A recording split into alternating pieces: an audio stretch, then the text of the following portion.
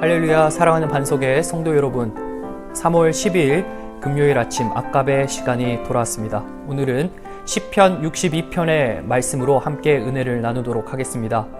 여두둔의 법칙에 따라 부르는 다윗의 노래라고 표제로 되어 있는데, 이 시는 다윗이 하나님의 감동을 받아 당시 그가 처했던 상황 가운데 정말 힘들었던 그 상황을 통과하면서 하나님께서 어떻게 그를 인도하셨는가에 대해서 작사한 내용을 찬양 인도자와 여두둔의 이 선창으로 함께 곡조의 멜로디를 담아 하나님께 영광으로 올려드리는 시입니다. 여러분, 우리가 드라마의 내용을 보면 절정 사건이 있잖아요. 그 절정에 이르기 전에 갈등 상황이 발생합니다. 그 중심에 서 있는 주인공은 시련을 겪죠. 그 시련의 과정 속에서 드러나는 것이 하나가 있는데 바로 배신하는 사건이죠. 우리가 그 압축된 한 사람의 인생을 보면서 슬픈 감정과 애환을 느끼기도 합니다. 격한 공감을 해서 때로는 눈물을 흘리기도 하는데, 곧장 그 주인공이 다시 자리를 훌훌 털고 일어나서 나아가는 장면 가운데 우리는 주인공의 비장함을 보기도 합니다. 오늘 다윗은 이 시편 62편을 써내려 갈 때 당시 사무엘하 15장의 배경을 두고 압살롬의 배신, 아들의 배신의 사건을 떠올립니다. 그런데 거기서 비통함에 잠기지 않고 오늘 본문 내용의 이 말씀을 쭉 보니까 태연하고 비장한 모습으로 하나님이 그러한 위기 가운데 어떻게 구원하셨는지를 드러내는 놀라운 고백의 시인 것이죠. 사랑하는 성도 여러분, 오늘 이 시를 통해서 위기의 때에 성도가 가져야 할 자세가 무엇인지 우리가 살펴보도록 하겠습니다. 자, 본문 1절을 보니까 나의 영혼이 잠잠히 하나님을 바라며 나의 구원이 그에게서 나온다라고 고백을 하고 있죠. 여러분, 다윗이 어려운 정말 극한의 상황 속에서 어떻게 잠잠할 수 있었느냐, 우리가 그 이유를 바라보아야 합니다. 그 이유는 바로 2절에서 나오는데요. 무엇입니까? 오직 그만이 나의 반석이시오 나의 구원이시오 나의 요새이시니 라고 이야기를 하죠. 여러분, 구원을 잠잠히 기다릴 수 있는 이유는 바로 하나님이 다윗을 보호하시기 때문입니다. 다윗의 반석, 다윗의 요새가 되시는 하나님. 여러분, 반석은 기초돌과 주춧돌의 역할을 합니다. 흔들리지 않아요. 그리고 요새는 성곽이죠. 무너지지 않습니다. 이러한 하나님이 다윗과 함께 하시고 보호하신다는 사실입니다. 자, 그런데 이 기반과 이 성곽을 무너뜨리려고 하는 적대 세력이 있습니다. 3절이죠. 한번 보겠습니다. 넘어지는 담과 흔들리는 울타리 같이 사람을 죽이려고 너희가 일제히 공격하기를 언제까지 하려느냐. 자, 이 말씀은 누구를 향하여서 선포하는 내용이죠? 바로 압살롬과 그의 함께한 세력들에게 하는 이야기입니다. 여러분, 압살롬이 어떻게 아버지를 배신합니까? 어떻게 그 배신의 시작을 합니까? 정치적인 공작. 아버지가 행사할 수 있었던 유일한 권한, 바로 재판의 권한을 그가 빼앗아서 어떻게 합니까? 뒤에 가서 이스라엘의 모든 민심을 가로챕니다. 그리고 아버지께 나아가 거짓말을 하죠. 아버지, 제가 지금 헤브론으로 가야 됩니다. 왜냐하면 여호와께 소원한 것이 있거든요. 이렇게 거짓말을 합니다. 그리고 정탐꾼을 모든 이스라엘 지파에 보내어서 뭐라고 합니까? 나팔이 불릴 때에 압살롬이 헤브론의 왕이 되었다고 하라라는 거짓 정보를 퍼뜨립니다. 이것을 겨냥해서 다윗이 오늘 4절 말씀에 이렇게 고백을 해요. 그들이 그를 그의 높은 자리에서 떨어뜨리기만 하고 꾀하고 거짓을 즐겨하니 입으로는 축복이요 속으로는 저주로다 라고 이야기를 합니다. 여러분, 이러한 정치적인 공작으로 거짓말을 일삼고 아버지의 자리를 찬탈하려는 그 모습 속에서 다윗은 어느 순간부터 위기를 느끼기 시작하죠. 여러분, 인간적으로 보면은 얼마나 두렵습니까? 심지어 아들입니다. 특수한 상황이지만 당황할 수밖에 없는, 아니 어쩌면 당황을 넘어서 절망에 빠질 수밖에 없는 그러한 상황에 처한 다윗이 두려움을 느껴요. 그래서 사무엘하 15장 14절에 보면은요, 다윗이 그의 모든 신하들 앞에 뭐라 이야기를 하는 줄 알아요? 일어나 도망하자, 빨리 가자, 두렵다, 이런 이야기를 해요. 다윗도 왕입니다. 다윗은 왕입니다. 왕자의 자리에서 그가 가진 권세로 압살롬을 한 방에 무찌를 수 있었던 권세도 있었지만 그것을 휘두르지 않고 잠잠히 하나님의 구원을 기다렸습니다. 왜일까요? 하나님이 보호하시고 하나님이 그의 길을 인도하시기 때문이라는 겁니다. 여러분, 이러한 상황에서 다윗이 너무나도 어려웠는데 그러한 상황에서 그가 크게 흔들리지 아니하리로다 라고 이야기를 할 수 있었던 그 고백의 근원은 하나님이 그를 보호하고 계시기 때문입니다. 여러분, 우리가 하나님의 구원을 기다릴 때 어떻게 기다려야 할까요? 시편 37편 7절에는 참고 기다리라, 불평하지 말지어다라고 이야기를 합니다. 여러분, 우리에게 어려운 상황이 다가오면 어떻게 합니까? 금세 우리들의 마음에 있는 속 이야기를 토로하기 시작하면 주변에 원망들을 쏟아놓기 일쑤이죠. 이것이 우리의 연약한 모습입니다. 그러나 하나님은 구원을 위해 잠잠히 기다리라고 합니다. 왜? 하나님은 흔들림 없고 무너지지 않는 반석과 요새로서 우리를 보호하시기 때문이라는 거죠.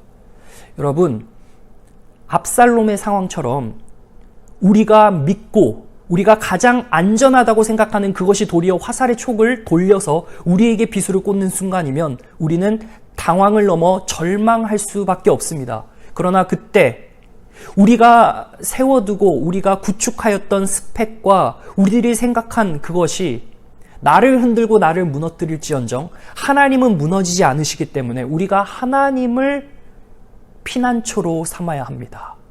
하나님이 우리를 보호하시기 때문에. 오늘 그래서 말씀 8절에 보니까 다윗이 잠잠히 기다릴 수 있는 그 이유에 대해서 하나님이 우리의 피난처이시다라고 고백을 하거든요. 8절에 보니까 백성들아 시시로 그를 의지하고 그 앞에 마음을 토하라. 하나님은 우리의 피난처시로다. 자, 이 말은 하나님이 우리를 위로하신다는 뜻이거든요. 피난처는 기본적으로 재난 상황이나 환난의 때에 도망할 수 있는 보호처가 되는 것이거든요. 그곳에서 자신의 어려움, 자신의 절망, 자신의 불안함, 이 모든 것이 그 피난처 안에서 해결되는 것이거든요. 보세요. 그의 앞에 마음을 토하라. 왜냐하면 하나님이 피난처이시기 때문에. 하나님은 피난처 되셔서 다윗을 위로하십니다. 사랑하는 성도 여러분, 위기의 상황의 때에 우리가 처할 때 우리가 믿었던 그것이 도리어 우리를 당황하게 하고 그 현실의 위기 앞에 우리의 신앙을 흔들고 하나님을 바라보지 못하게 한다면 우리는 담대하게 선포할 수 있어야 됩니다. 비록 내가 가진 스펙으로 내가 안정감을 누렸지만 이것이 나를 지금 흔들고 나를 민망하게 만든다면 이제는 나는 하나님을 바라보고 흔들리지 않는 하나님의 보호하심을 구하겠노라. 왜냐하면 하나님이 그 보호하심 속에서 나를 위로하시기 때문에. 사랑하는 성도 여러분, 하나님의 위로가 여러분과 함께 하기를 간절히 소망합니다. 그의 앞에 마음을 토하라. 이 말씀의 배경은 다윗이 감람산으로 혼자 울면서 걸어갔거든요. 터벅터벅 걸어가면서 울면서 갑니다. 거기서 한마디 해요. 여호와여, 아히도벨의 모략을 어리석게 하옵소서. 그 원통을 토로합니다. 아히도벨은 위기의 순간에 다윗을 등지고 압살롬의 편으로 갔어요.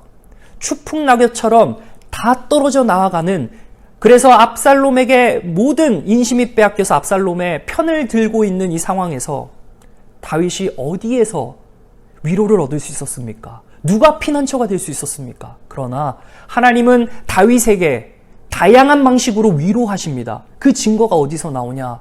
바로 가드 사람 이때가 다윗을 떠나지 않았어요. 내 목숨을 던져 주와 함께 하겠나이다. 하나님의 위로하심이죠. 또 아이도벨의 모략을 무모화시킬 아렉 사람 후세가 있었습니다. 하나님의 위로하심이죠. 더 나아가서 그가 배고픔에 있을 때 무비보셋의 종이 다윗에게 음식을 제공했습니다.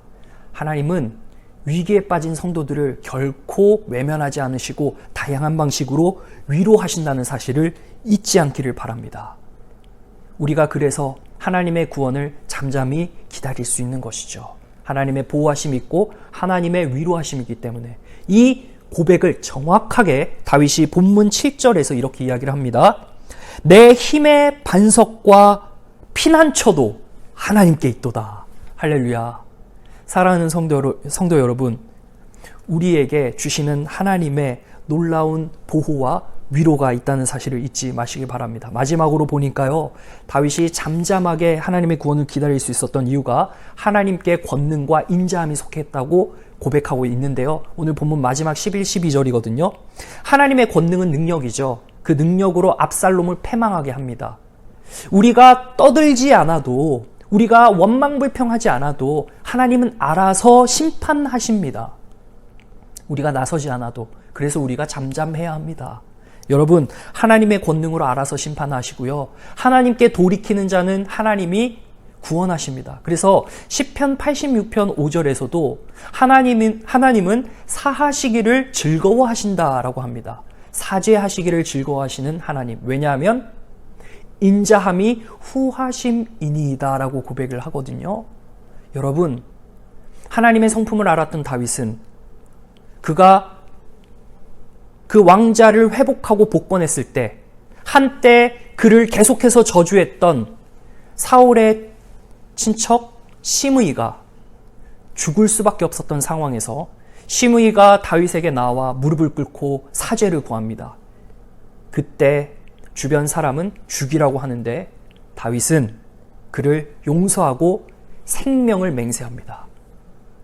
사랑하는 성도 여러분, 하나님께서 그 현실의 위기 가운데서 우리들을 압박하고 우리들을 흔드는 그 배후의 세력을 이미 심판하시고 정죄하셨습니다. 앞으로도 우리들을 보호하시며 그 세력들을 알아서 하실 겁니다. 우리는 그저 하나님께 등 돌리지 말고 하나님께 나아가는 담대함으로 우리가 굳게 서야 될 줄로 믿습니다. 여러분, 어떠한 위기 가운데서도 하나님의 구원하심이 있다는 사실 기억하시고 하나님이 우리를 철통같이 보호하실 뿐만 아니라 그 보호 가운데 우리에게 피난처가 되시고 하나님이 구원과 긍휼함으로 그리고 적대 세력에게는 심판으로 우리를 갚으신다는 사실을 기억하시기를 주 예수 그리스도의 이름으로 간절히 소망합니다. 기도하겠습니다. 하나님 아버지 감사합니다. 오늘 말씀을 통하여서 위기의 때에 우리가 다윗과 같은 믿음의 선포할 수 있도록 도와주시옵소서. 육신의 연약함으로 있을 때라도 나의 영혼이 잠잠히 하나님을 바란다는 고백처럼 나의 영혼을 먼저 살피는 우리가 되게 하시고 우리가 육신의 것에 휘둘려 살지 않고 항상 하나님의 축복이 오는 그 영적인 것을 바라보며 나아갈 수 있도록 도와주시옵소서. 하나님의 보호하심과 위로하심이 오늘 우리에게 있을 줄 믿사오며 다시 오실 예수 그리스도의 이름으로 기도합니다. 아멘. 오늘 하루도 하나님의 보호와 위로가 여러분에게 가득 넘치시기를 바라겠습니다.